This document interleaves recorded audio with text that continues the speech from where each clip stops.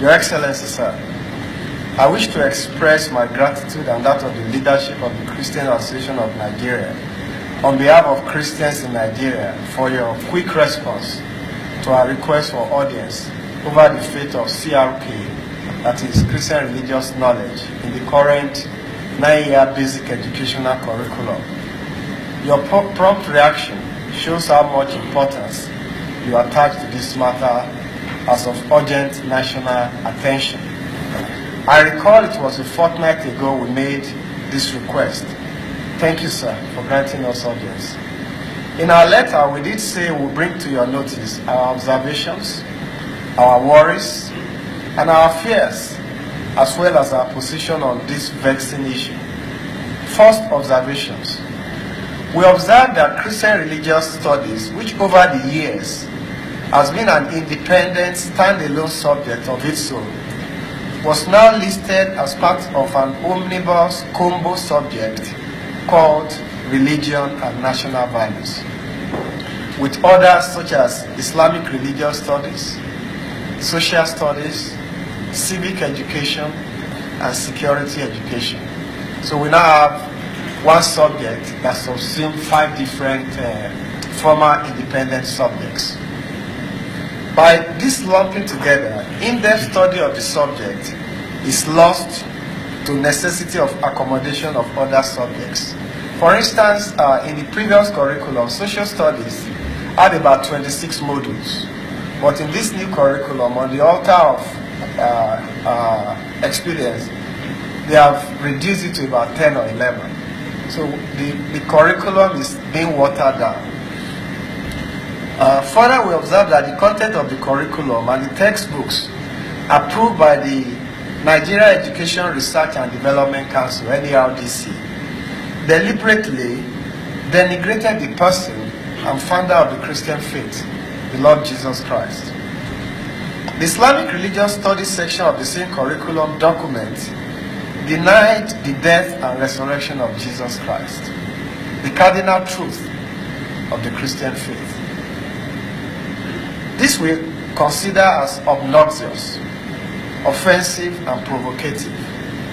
If this was limited to a private religious belief, it is understandable. But making such statement in a national document for all faiths is indeed obnoxious. We also observe that the omnibus subject called Religion and National Value is compulsory in national examination such as GSS 3 and all the basic education. In a situation where there is no subject teacher for any of the 2 religious studies, the student will compulsorily do the available, not minding whether it conflicts with his or her faith. So this is one of the major challenges we have. Finally, we observe that many schools, particularly in the northern part of the country, deliberately refuse to employ Christian religious teachers, thereby denying the Christian students the right to choose Christian religious studies, and indirectly forcing them to do Islamic religious studies. This we consider an infringement on their fundamental human right. Now our affairs, sir. We consider this curriculum a means of promoting one particular religion above other religions in a multi-religious nation. We're also worried that there's a deliberate act of indoctrination of Nigerian children through the curriculum. This for us is the most subtle and most dangerous way of executing a holy war. We are worried by the confusion this curriculum will create in the mind of the minors. For instance, in one of the books, at home, a Christian child is taught that the salvation of his or her soul is through the atoning death of Jesus Christ and his resurrection. Then in school, he or she is faced with the curriculum and textbook denying the death and resurrection. So that creates a very big conflict in the mind of the child that is just in his formative year. The worst is the portion in the curriculum that encourages the child to disobey the parents if they obey if they oppose his or our following Allah. When an educational program encourages rebellion in the house, what will be the implication in the society? Finally, Your Excellency, these are the positions of Nigerian Christians. Number one, these are our prayers. That the curriculum as it concerns this omnibus subject, religion and national values, should be scrapped as a subject. In its place, there should be three distinctive subjects, each standing on its own. They are: one, Christian religious studies should stand on its own; Islamic religious studies should stand on its own; and social study and civic education, they can come together as one.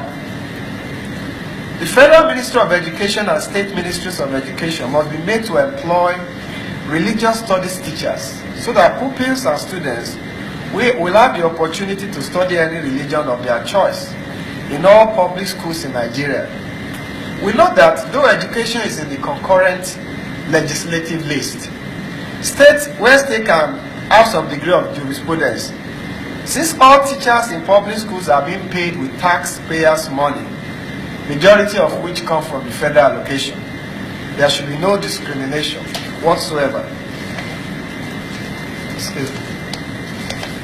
on which religious teacher to employ and which not to.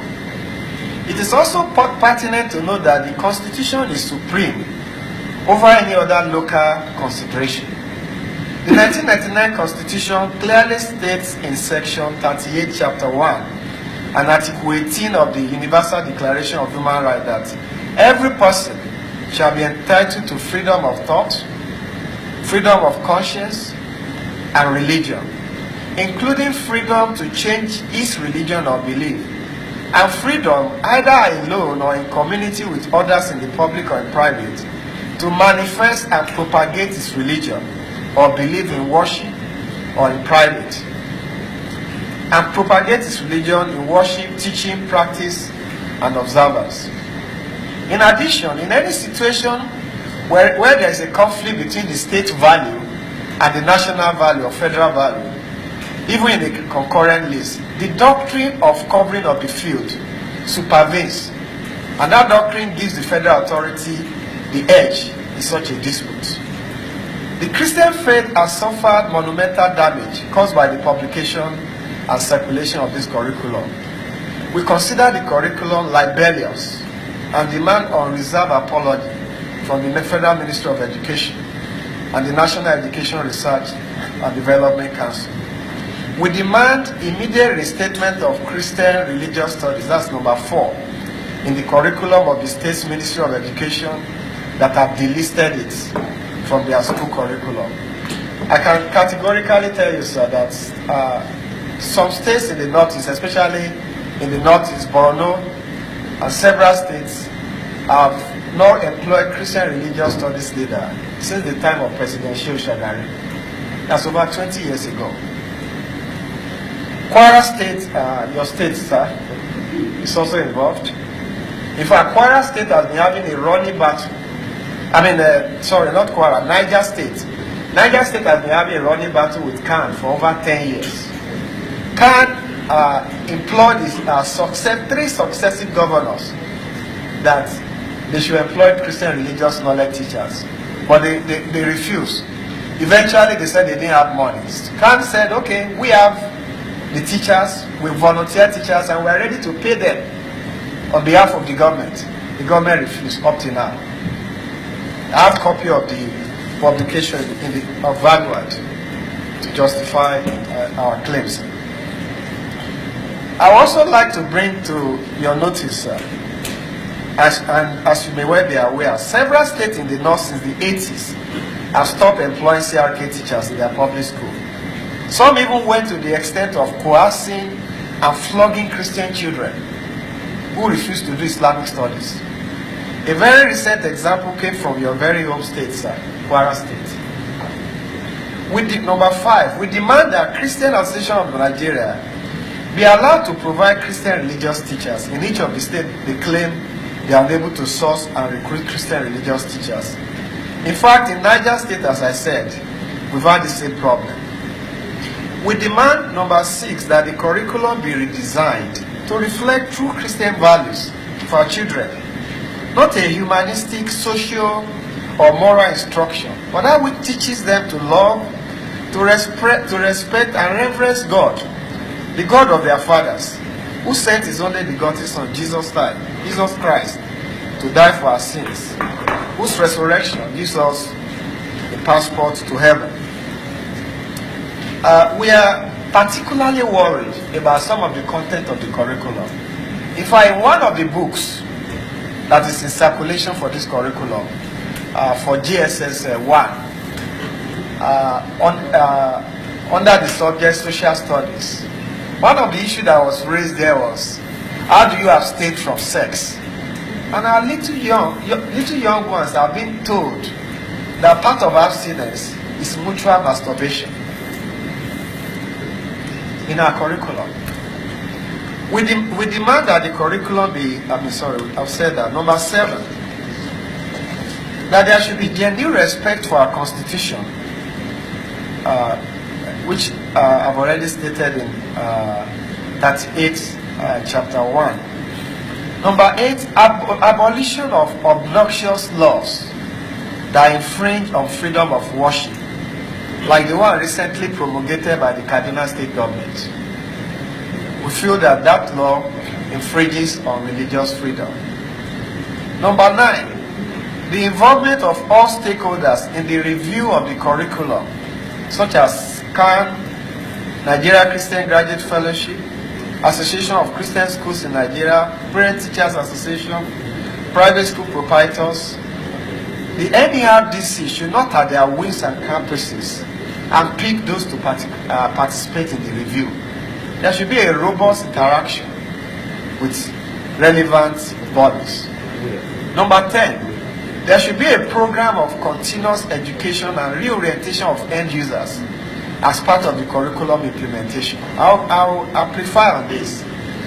We discovered that the implementation at state level differ as to what the state wants to do. A state like Abia State adds Christian religious knowledge and the other 3 subjects as one, that's 4. Islamic religious knowledge was not part of the exam. Oyo State followed the NERDC curriculum. They had all the 5 subjects and they said Islamic studies, CRK are optional. I mean, you have to take just one out of the 2. Kwara State, it was terrible. In Kwara State, they had 4 listing in the exam for issues that relate to Islamic religion. They have Islamic religious study, CAIS, Islamic religious studies, CSIS, Arabic language, Islamic history. 4 distinct subjects. While for Christian religious knowledge, it was completely absent. Thank you very much. Number 14. The NERDC should make available list of recommended textbooks in the curriculum to the public. We visited the NERDC last year and we met them and we asked them, can you give us an approved list of the textbooks you have? And they told us they don't have any approved list up to today. So publishers do what they like and publish what they want. Number 17, which actually worries us a lot as a united nation. We are demanding that there should be prosecution and arrest of all agents of hatred and murder of Christians in Nigeria. 2 recent examples were that of Mrs. Eunice Olawale, a member of the Redeemed Christian Church of God, who was killed in Kubwa, in Abuja here, and that of a 74-year-old Bridget Agbaime of Imo State, who was also killed in cold blood in Kano last year.